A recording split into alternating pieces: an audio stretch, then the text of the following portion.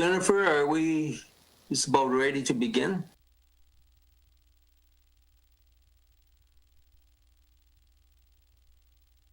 Okay, with that, I now call this meeting of the Standing Committee on Economic Development and Environment to order. First off, I would like to, while we meet today on a virtual platform, I would like to take a moment to acknowledge the importance of the lands which we each call home. We also acknowledge and recognize all the Indigenous nations of the Northwest Territories, the homeland of the Dene, Métis, and the Inuvialuit. We do this to reaffirm our commitment and responsibility in improving relationships between nations and to improving our own understanding of local Indigenous peoples and their cultures. Merci. My name is Ron Bontrous. I'm the MLA for the Decho riding and also Deputy Chair of the committee. Our first order of business is to open with prayer, and I will say the opening prayer.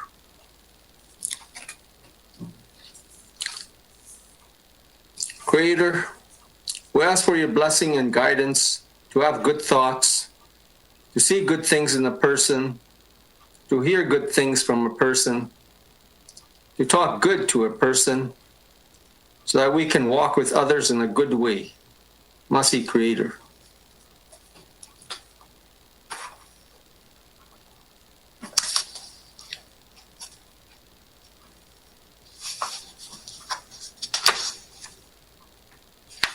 Our next item is review and adoption of the agenda.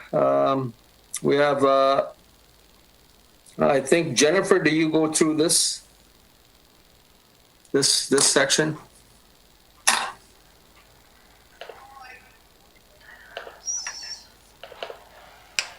Thank you, Mr. Chair. We have one agenda item today, and it's a public briefing on Bill 24, an act to amend the Revolving Funds Act, with the Honorable Diane Archie, the Minister of Infrastructure and staff. Thank you. Merci. Are there any additions or changes to the agenda? Seeing none. Can I have a motion to approve the agenda as presented? I see all hands on deck. Mr. O'Reilly.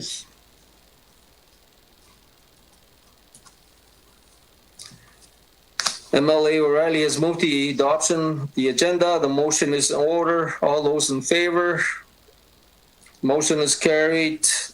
Having reviewed and adopted the agenda, are there any declarations of conflict of interest? Hearing and seeing none.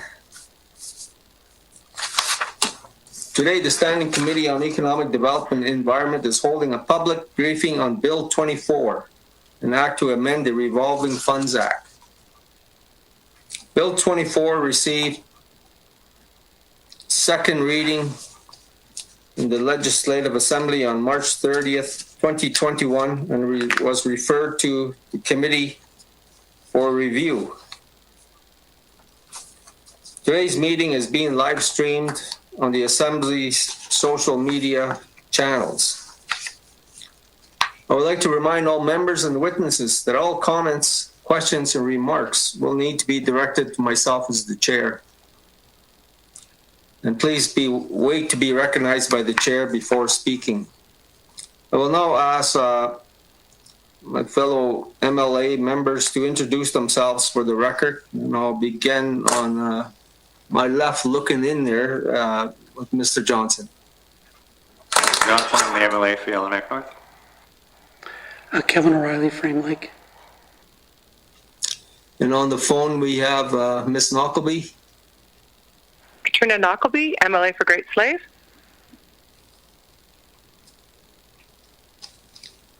Okay, I will now invite the Minister of Infrastructure, the Honorable Diane Archie, to introduce yourself and your staff, and I think before I even get there, I would like to have our staff introduce themselves in case many of you never met some. Start with Jennifer. Thank you, Mr. Chair. Jennifer Frankie Smith, Committee Clerk for the Standing Committee on Economic Development and Environment. Thank you, Mr. Chair. Jean Uris, Committee Clerk Trainee. And Amy Lazat, Study Advisor.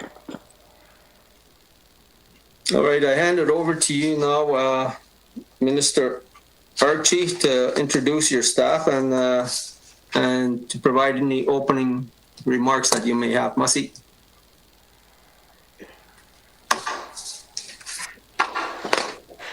Thank you, Mr. Deputy Chair, and good afternoon to committee members and staff. So today with me is Connie Lee, who's my Director of Corporate Services with Department of Infrastructure, Alison Scott, Manager of Legislative Affairs with Department of Infrastructure, and also with us is Ian Rennie, who's Legislative Counsel with the Department of Justice.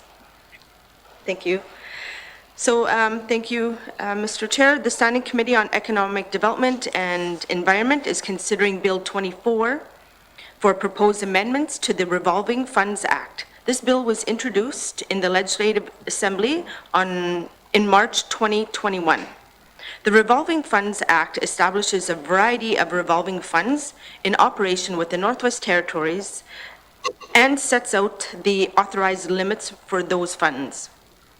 One of these is Petroleum Product Stabilization Fund, through which the Government of the Northwest Territories funds the costs of purchasing, selling, and distributing petroleum products to consumers that is serviced by the Department of Infrastructure. So the limits of the Petroleum Product Stabilization Fund have remained unchanged since 2005. While the cost of fuel has doubled and the volume of sales has tripled, it is important to note that this bill does not seek any additional appropriation. Instead, it is intended to increase the capacity of the Stabilization Fund. This proposed bill will amend the Revolving Funds Act to be able to increase Petroleum Product Stabilization Fund maximum limit from $1 million to $3 million.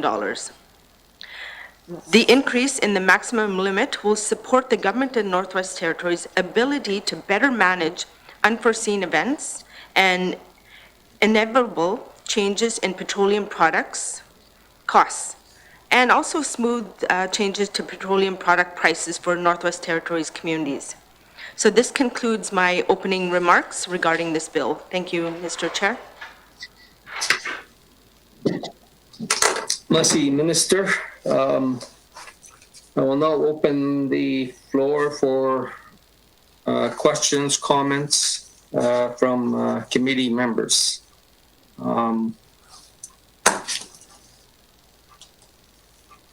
Mr. Johnson. Thank you, Mr. Chair.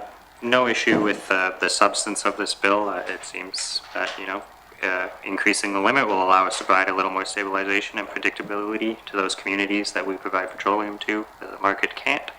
I just had one question, and I was hoping the minister could help me shine some light on. I heard her say that the volume of oil that the fund administers has tripled since 2005. Can I just get a sense of what is driving that, or where the increases in demand from this fund are coming from? Thank you, Mr. Chair. I'll see Mr. Johnson, Minister.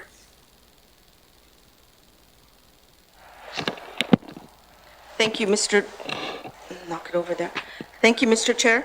So the, I think the member's asking why the limit was increased. So this $3 million was selected because in the time since the previous limit was set, the revenues and costs associated with petroleum products have more than tripled.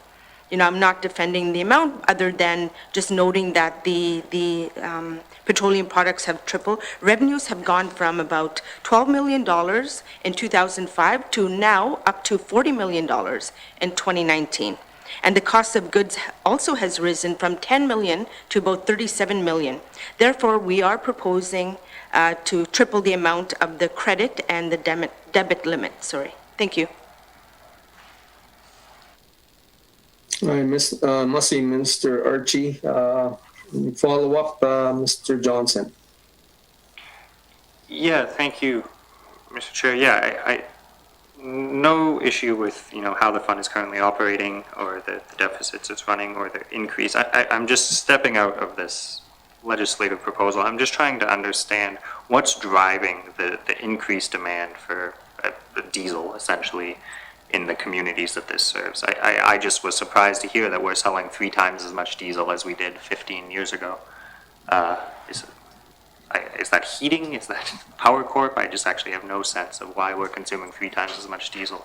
My understanding is that this is still serving the same amount of communities, so I'm just trying to get a sense of who's buying all the extra diesel since 2005. Thank you, Mr. Chair. Let's see, very question, Mr. Johnson, Minister Archie. Thank you, Mr. Chair. So, we look at the increase in the credit and debit limit of this fund will allow us to address some of the volatility that has been seen in crude oil markets, climate change impacts, operational challenges that is associated with the petroleum delivery in the Northwest Territories communities. So it's basically the volatility of the products. Thank you. Must Minister. Follow up there, Mr. Johnson. No, it's okay. Thank you, Mr. Chair. Must see Mr. Johnson. Any other members with questions? My message Mr. Chair. board. Ms. Knockleby. Thank you, Mr. Chair. Mr. Chair, I'm just curious a little bit to ask some questions around the fuel storage capacity and the increase that we've had. Does this account for some of the additional purchase now that we're increasing the tank farm capacities in some of the communities? Thank you, Mr. Chair. Must see Ms. Knockleby, Minister. Thank you, Mr. Chair. Mr. Chair, no, that does not take into account. Thank you. Let's see, follow up, Ms. Knockleby. Sure, Mr. Chair. I'm just going to switch gears a little bit and just ask around the work the department has done on sourcing fuel for the communities and whether or not there's an opportunity to look to other suppliers, et cetera, to make some savings, or are we just sort of status quo as far as suppliers go? Thank you. Let's see, Ms. Knockleby, Minister Archie. Thank you, Mr. Chair. Can I just get clarification on the question again? Sorry. Ms. Knockleby. Thank you, Mr. Chair. I guess I'm just a better way to put it is how are you sourcing your lowest dollar of fuel? Like what kind of work is going into ensuring that we actually are getting the best bang for our buck? And is it easier to just stick with the same supplier always rather than trying to get different deals and move around? Thank you.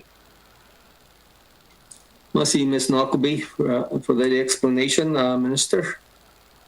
Thank you, Mr. Chair. Mr. Chair, I don't have those numbers right in front of me, but if I can have the department look into more specifically the numbers around that and perhaps get back to the committee. Thank you. Must see Minister Archie for that commitment. Follow up, Ms. Knockleby. Yeah, I'll just ask then, is there plans to increase other fuel storage capacity in other communities? Thank you. Must see Minister. Thank you, Mr. Chair. Mr. Chair, I don't believe that's the intent right now. I believe that, we have sufficient facilities or fuel storage as we stand now. And perhaps if there is any need to increase storage, then perhaps that's something we can look at. Thank you. Must see Minister. Ms. Knockleby. Oh, I'm good. Thank you, Mr. Chair.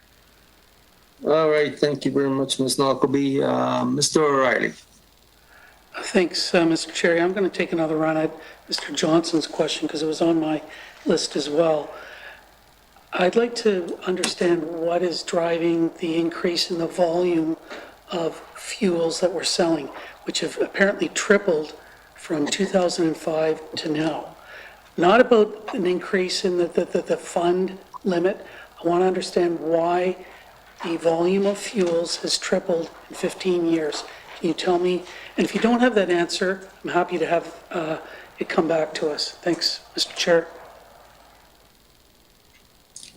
Must see Mr. O'Reilly for your question, Ms. Minister Archie. Thank you, Mr. Chair. Mr. Chair, as we mentioned, the increase was selected because the limit was set. The revenues and costs associated with the fuel has tripled. So it's mainly the revenues and costs in some of the rationale for this. Thank you, Mr. Chair. Must see Minister, Mr. O'Reilly. Thanks, Mr. Chair. So I'm going to try, this will be the fourth time now. I'm not asking about the increase in the Petroleum Limit Fund. You said in your opening remarks that the volume of fuel sold through the fund has tripled since 2005. Can someone explain why that volume of fuel has increased? And if you can't tell me now, I'm happy to get it later in writing. Thanks, Mr. Chair. Well, see, Mr. O'Reilly, Minister Archie, I think you get the gist of the question. I'll allow you to answer. Masi. Thank you, Mr. Chair. Mr. Chair, that's a good question. And perhaps I don't know all the details around why the reason for increases, and perhaps that's something we can, gather more detail on in terms of numbers and the costs associated with the rationale to be able to increase the fund. Thank you, Mr. Chair.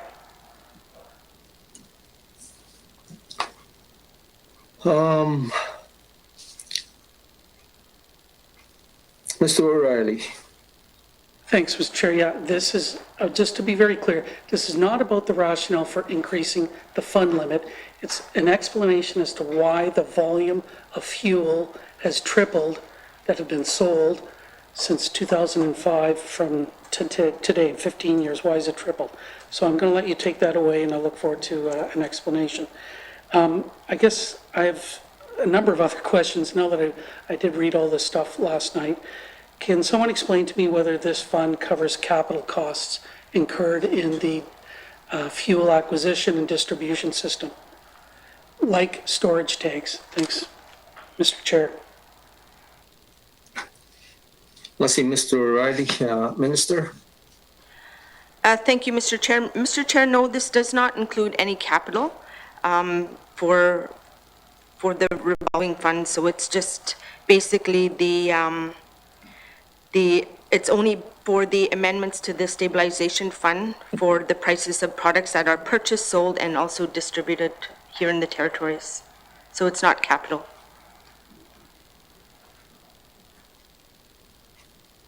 Masi, Minister, Mr. O'Reilly. Thanks, Mr. Chair. I'll ask one more, and I've got more. So, but I'm happy to go after my colleagues if they have any further questions. So, can someone explain to me whether there are any fuel standards in terms of the fuel when we put out a tender or a request, I guess? Do we look for, and I'm going to give some examples, low sulfur fuels? Do we look for renewable diesel? Are there any specs put on the fuel acquisition procurement? Thanks, Mr. Chair. I see Mr. O'Reilly, Minister. Thank you, Mr. Chair. Mr. Chair, that's something we need to look into and get back to the member. Thank you. I see Minister, Mr. O'Reilly. Thanks, Mr. Chair. I'm happy to get back on the list. I've got a few more. Thanks, Mr. Chair. All right, committee, the floor is open. Ms. Knockleby.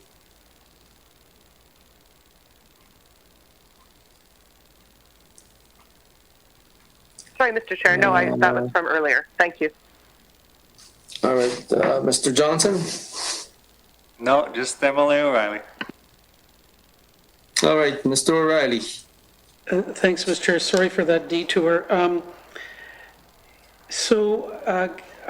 understand that the fund cap was exceeded last year, that there was a more than $1 million deficit left in the fund. What happens when the legally mandated cap is exceeded? Are there any consequences under the Financial Administration Act? Does somebody get a slap on the wrist? What happens, if anything? Thanks, Mr. Chair.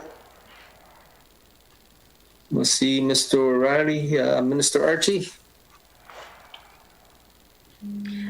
Yes, thank you, Mr. Chair. Mr. Chair, I'm going to have Connie be able to explain a little more detail in terms of that. Thank you.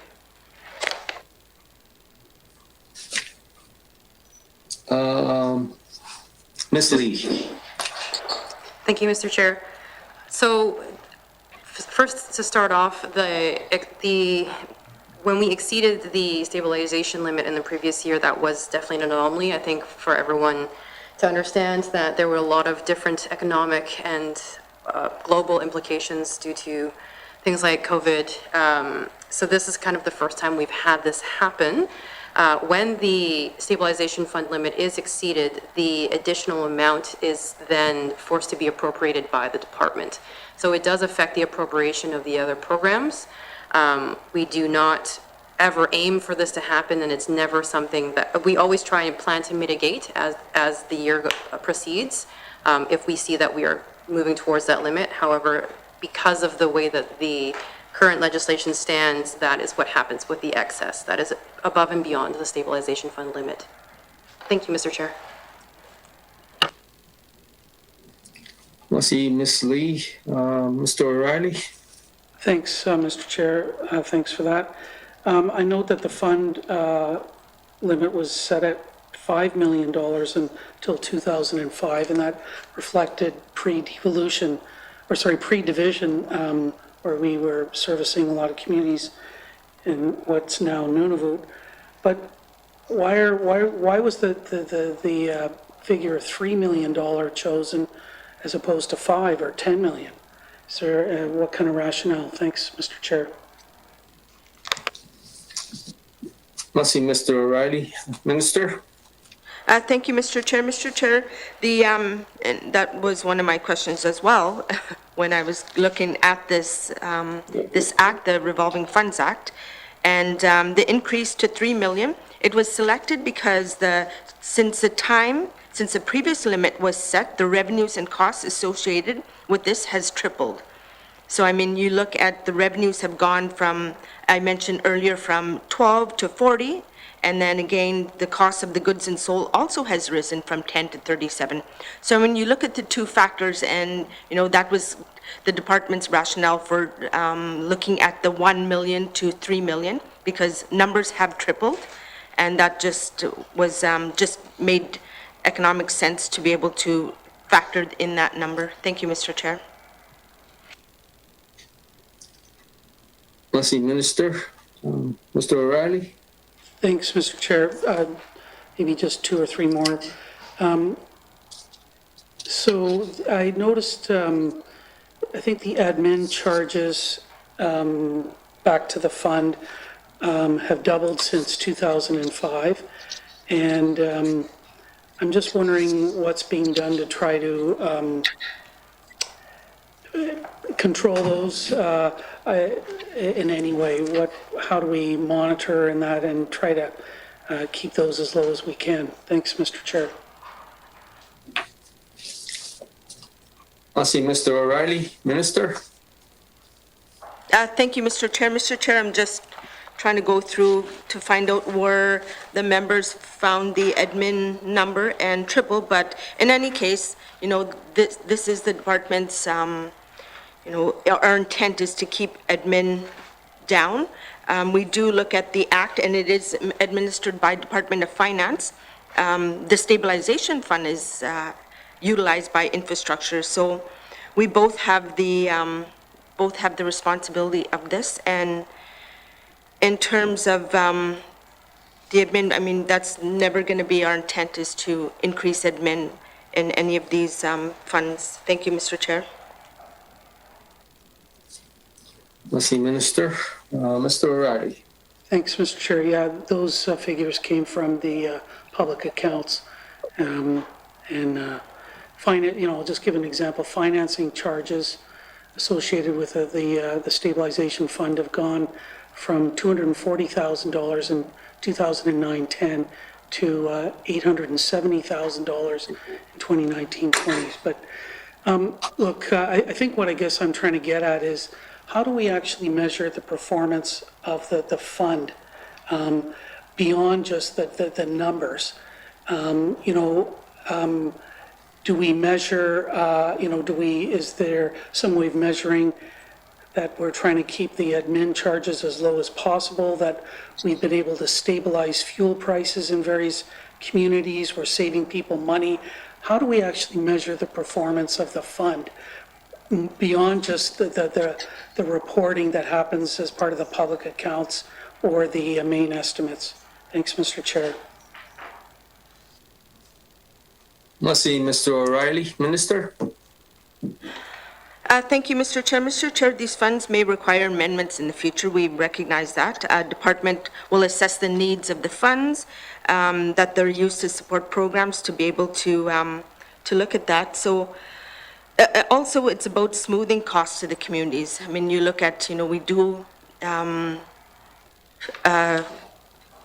fuel up 16 communities in the territories, and, costs continuously increase, and, we are looking at ways to be able to, and not doing that, but we are doing a review of the our Petroleum Service Department, MTS, as well. Thank you, Mr. Chair.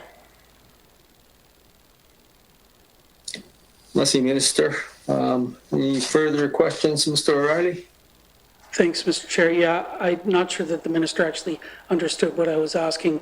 I'm asking about the management of the fund, and how do we actually measure the performance of the management of the fund. I'm going to leave that to her, and hopefully she can come back with something in writing about that. But I have one other question. I noticed that for, say, Sax Harbor, the gas prices are going to increase by 15 cents a litre, and through a whole variety of reasons, increased shipping costs, maybe increased cost of oil, and so on. For Tulita, it's 16 cents a litre, and those were the largest increases from last year to, I guess, when they get their new fuel supply.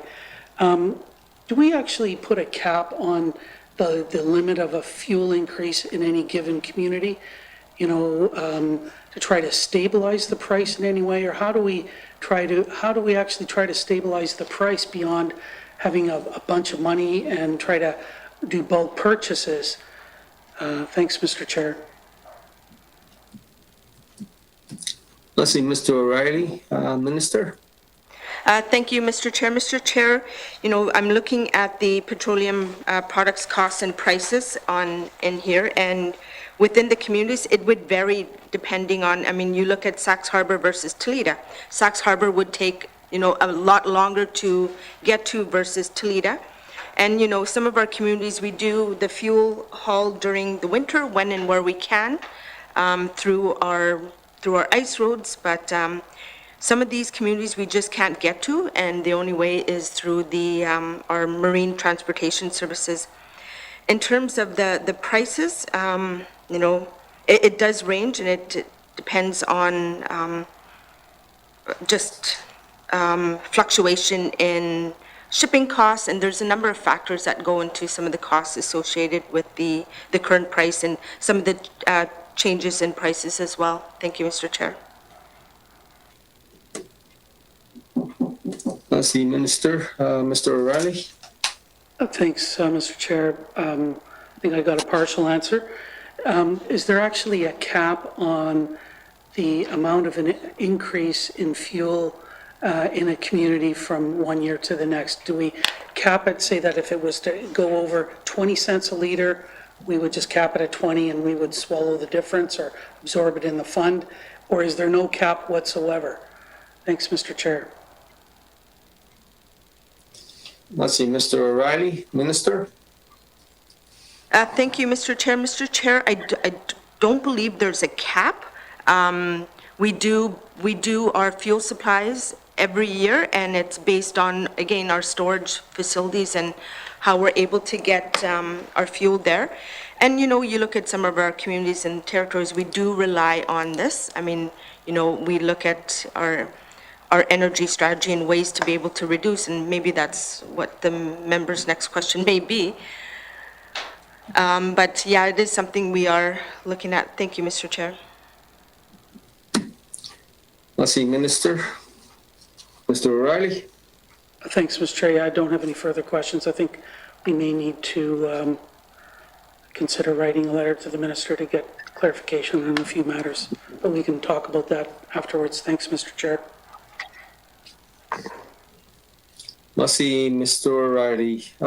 Seeing that we don't have any further questions, and I believe the minister will receive some further follow-up questions as to some of the commitments that she has made to answer some of the questions made by the members. We'd like to thank the minister and her officials for joining us today, this public meeting. Just give the minister the opportunity to provide any closing comments that she may have. Masi. Thank you, Mr. Chair. Mr. Chair, I want to thank committee for having us here. And, you know, this is really exciting that we're able to come together in one room versus a lot of our Zoom calls that we're quite used to. So I thank the committee for allowing us to be able to sit here and have that face-to-face discussion, because I think that's very important. And I do apologize and, you know, for, you know, not having all the answers here today, but, you know, it is something that we will look at, and we've got staff that are taking some of the questions, but we will also, I guess, receive a letter. And just thank the staff for being here with me, and just hope everyone has a good summer. Masi. Queen Naini, Mr. Chair. Masi, Minister Archie. This concludes the public portion of our meeting. Thank you to the minister and thank you to your officials. Committee, is there a motion to go in camera? See all hands on deck, Mr. Johnson. We will now move into camera and we'll wait for the minister and her entourage to leave the room. Masi.